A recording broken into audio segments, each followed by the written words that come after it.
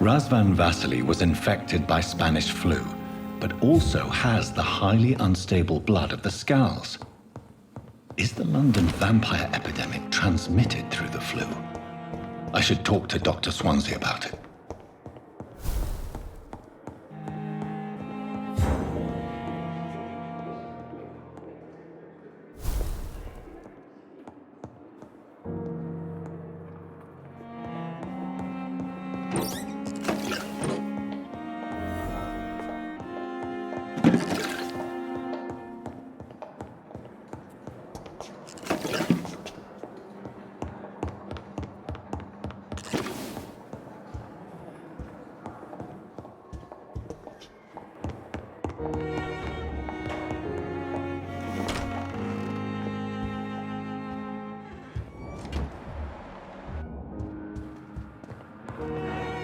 Evening, Edgar.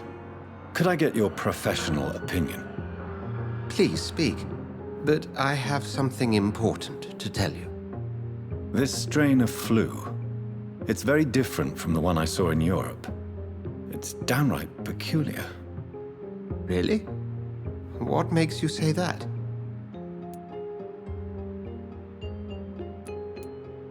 I've just looked at the blood of one of our recently deceased. I see. Do you have anything more to go on? This disease spreads and looks like the Spanish flu, but its effects differ greatly. The London strain is different from the continental one. This is very interesting. Did you find something else? Yes. Unlike the flu, the infected begin to show an increase in outwardly aggressive behavior. More than simple agitation. Once docile people become violent. You mean like rabies? Is there a chance we could create a vaccine, Jonathan, like Pasteur? By the stove, that would be smashing. There's a lot we're not seeing here, but it is spreading, and quickly. If we don't act, the whole city could be lost. But Jonathan, we've a fantastic opportunity sitting right here in front of us. A weapon of choice. What on earth do you mean? Why, you, my dear boy. With your expertise and your blood, we could isolate the properties that course through your veins. Think about the possibilities.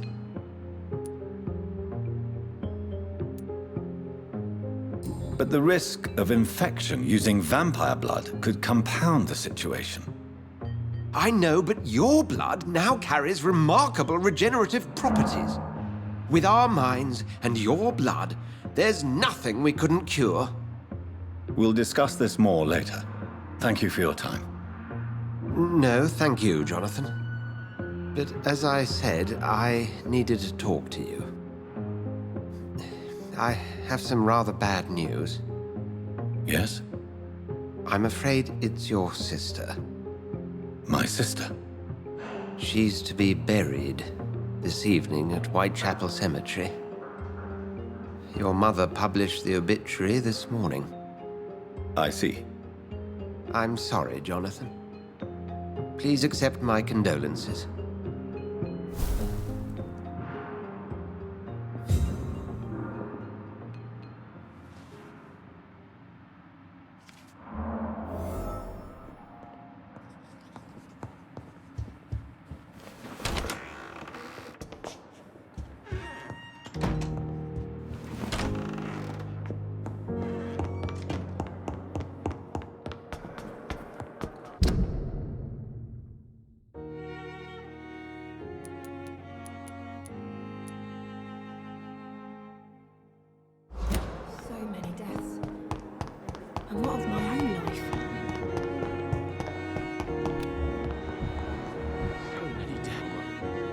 Good evening, Dr. Strickland. And good evening to you, Dr. Reed.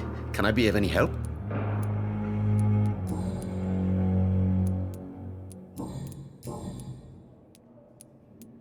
Tell me more about your willingness to experiment with new medical techniques. Harvey Fiddick is a patient suffering from a severe injury that could cripple him if not treated correctly. I'm convinced your blood transfusion technique could help him. What is it you really want? To save him? Or to prove your point? Fair question. I want nothing but to save my patient, Dr. Reed. Especially since I know Mr. Fiddick's story. This personal involvement could also appear to be a lack of impartiality. You must know that a good surgeon must remain neutral. I agree. But that does not excuse Dr. Ackroyd's behavior. A man who did not even take time to converse with his patient. Do you think keeping his distance was a mistake? All I know is that I'm taking care of human beings with desires, hopes, and fears. Not some biological machine comprised of blood, bones, and flesh. Tell me Mr. Fiddick's story. Our first diagnosis was compromised because Mr. Fiddick lied to us about the real origin of his injury. He first claimed it was an accident. But why would he hide such crucial information from us? Because he is a proud father, ashamed of putting his children at risk because of his own negligence.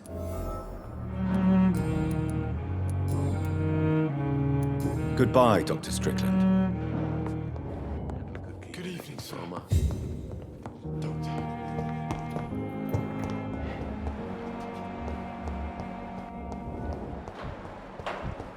I never thought I would have to attend my murdered sister's funeral. Mary, I can't forgive myself. I'll find the truth. Good evening, Nurse Brannigan. Good evening, Doctor. Do you require medical assistance, nurse? I will be fine, as soon as I can get some sleep. I will see you later, nurse. Goodbye, nurse. Call me if you need assistance.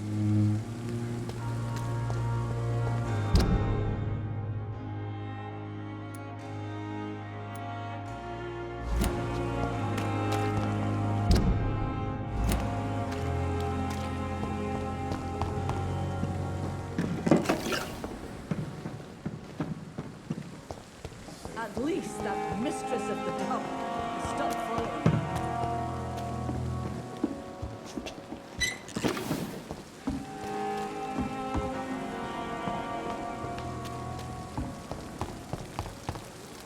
Miss, please, I feel sick.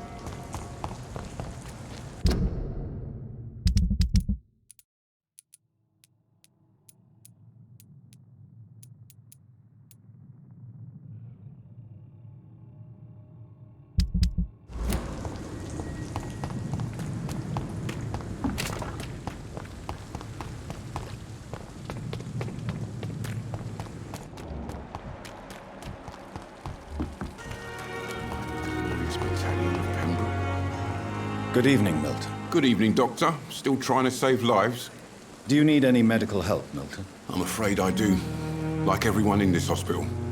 It's a sad state of affairs when even the hospital workers are worried about disease. Our job brings us into contact with all kinds of infections, Milton. There's no shame in being ill while you're in a hospital. That's easy for you to say, Doctor. I get the feeling you don't fall sick often. Well, thanks, anyway. Goodbye, Milton.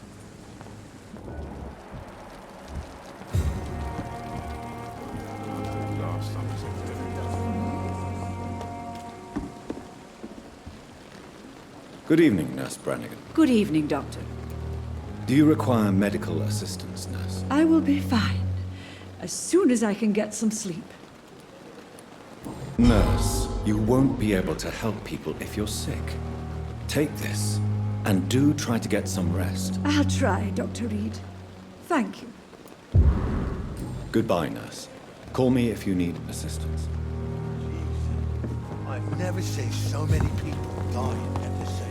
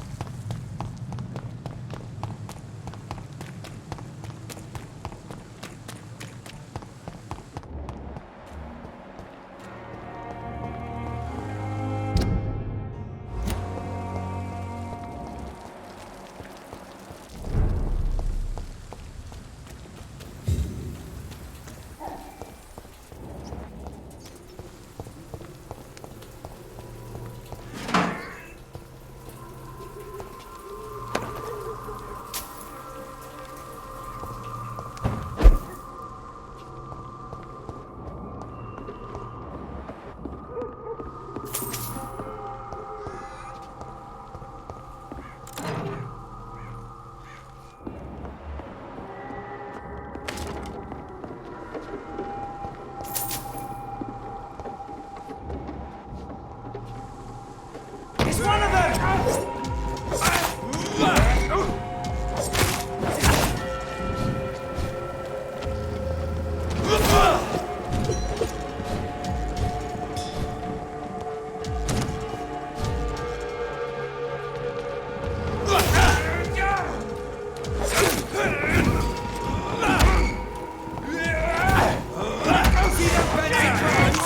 This one's a top! Filthy piece of shit!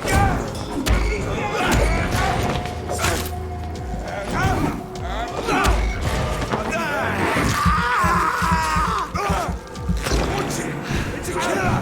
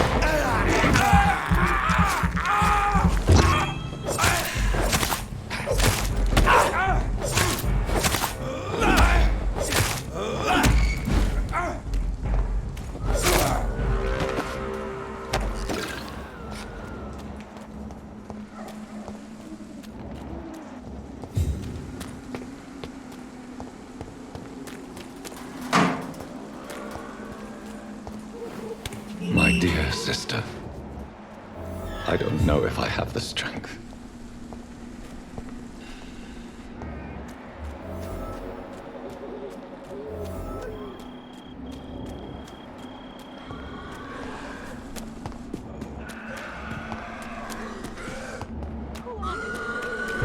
want?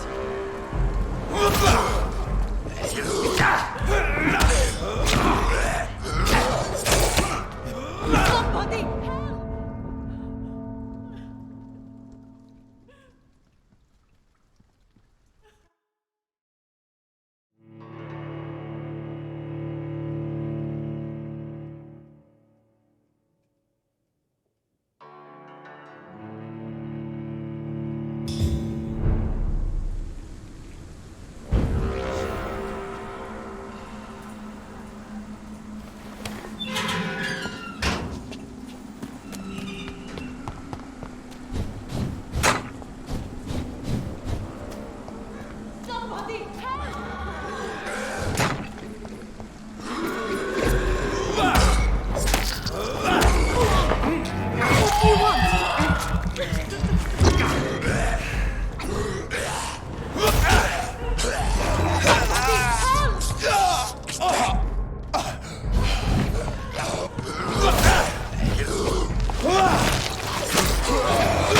What do you want?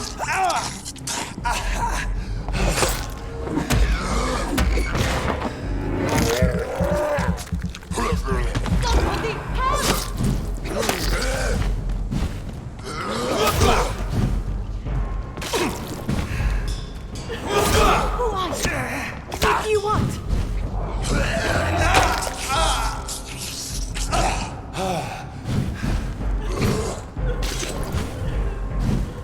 Somebody help!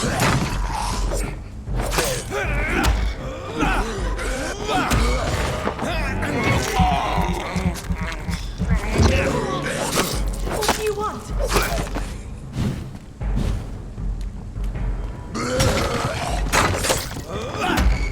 help! What do you want? Who are you? What do you want?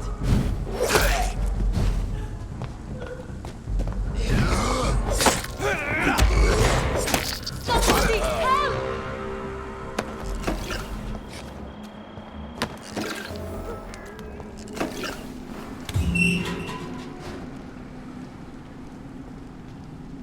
Are you all right, miss? I don't know. Who were those people? They wanted to kill me. Why? They've lost their minds in the epidemic. They won't come back for now. You seem to know a lot about them, sir. I'm Dr. Jonathan Reed. I'm investigating this disease. I am Shaoshun. Thank you so much for helping me, Mr. Reed. I must go to the cemetery now. Goodbye.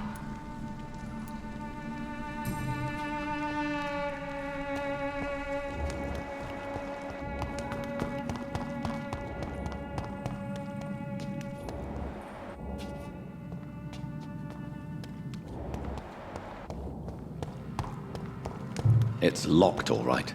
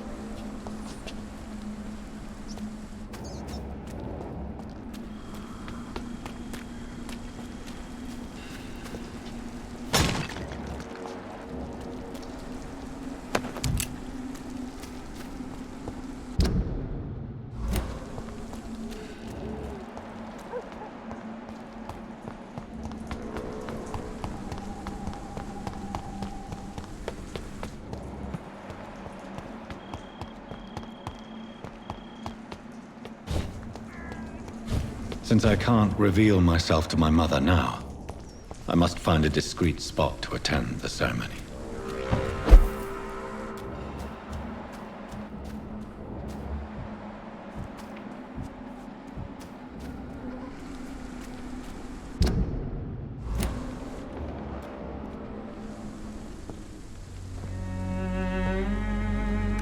I am the resurrection and the life.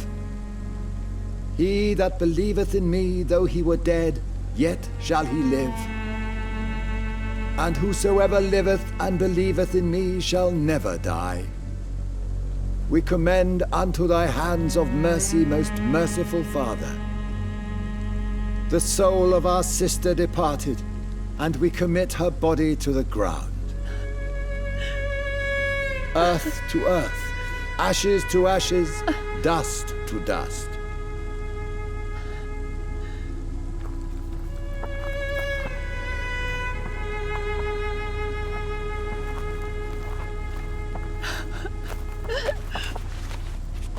Why kill my Mary and stick her here in this cold, god-awful place? These are the legal requirements for the epidemic, madam. Oh, Avery, I feel so tired. Please take me home. Yes, madam.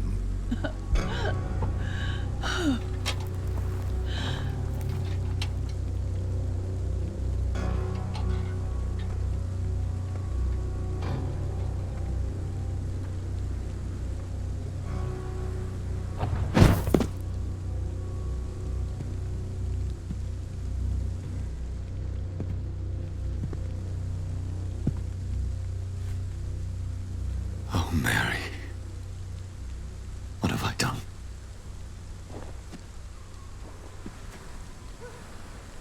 If I could only change one thing. One thing. This is a nightmare. Jonathan, there is nothing you can do but accept it.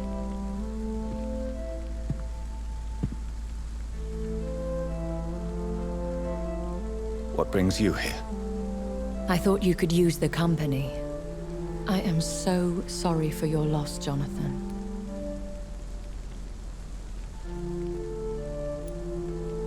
I wish the tears would come. But I'm empty. And I feel a hypocrite. Let your pain run free, Jonathan. Don't smother it. What you feel is your humanity. Don't be so quick to lose it. She had been scouring the most dangerous parts of London in search of me. And it led to her death. Jonathan, don't. I still hear her last thoughts. They echo in my head. Her mind shattered, and it haunts me. Jonathan, stop. Listen carefully. You must come to terms with this. You must learn to live with what happened. How is it possible? Tell me. Is it so easy to take a life every night, and then just smile and nod at those you spared? Don't you see? You're doing the work of our enemies, feeding your remorse. We are weakest when we grieve, and the guilt blurs our senses. And so this is why you're here. To warn me. You felt this pain yourself. You too have endured this. I don't want to lose you, Jonathan. I've lost so many friends. Loved ones I cherished. Pray for Mary's forgiveness, if you must. Thank you, my lady. I will. Good. But be careful.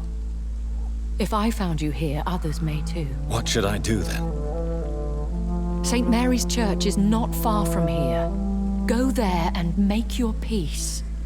Find the solace you need. My lady wants me to confess. No, Jonathan. It's you who wants to confess, I think.